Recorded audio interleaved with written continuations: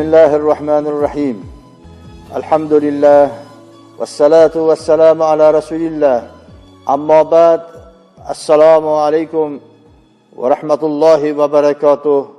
Muhtaram jamoatimiz, aziz qadrdonlar, mana shunday saodatlik ulug' kunda diyorimizning barcha xalqlari va mo'min musulmonlarni Qurbon hayiti kuni bilan muborakbod etamiz. Alloh taolo bu oyni bizlarga shukronalik, shod-u xurramlik oyi qilib nasib etgan ekan. Bu oyda barchamizga baxt, saodat, iqbol o'zi nasib aylasin. Mana barchalarimiz guvohmiz.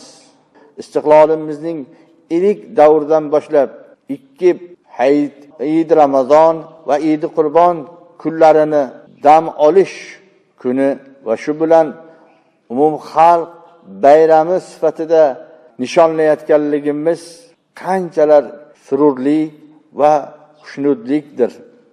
Alloh bu kunni bizlarga muborak aylasin. Yurtimizga, xonadonlarimizga tinchlik, osoyishtalikni o'zi ato qilsin. Farzandlarimizni, oila a'zolarimizni osoyishtalikda, xotirjamlikda, baxt saodatda umr guzaronlik qilishlarini Parvardigorning o'zi bizlarga beqiyos rahmati bilan nasib ro'zi aylasin. Ey Robbimiz, bugungi muborak kunni barchalarimizga qutlug' aylagin. Yurtimizga tinchlik, osoyishtalik nasib aylagin. Ey Parvardigoro, yurtimiz baxtiga, yurtboshimizni salomat qilgin. U kishini qilayotgan barcha xayrli ishlarda o'zing kuch-quvvat, ketmas davlat ato aylagin. Parvardigoro, yurtimizni o'zing nuring bilan munavvar aylagin.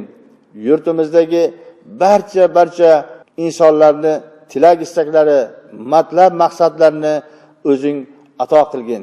Xususan hozirgi kunda paxta dehqonchiligimizning hosilini nobud qilmay, eson omon reja asosida terib olib, yuzimiz yorug', rejalarimiz barpo bo'lishini o'zing bizlarga muyassar aylagin.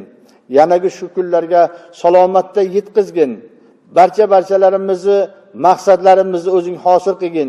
Oilalarimizga, farzandlarimizga, yurt elimizga baxt saodatda ilohim hamroh qilgin.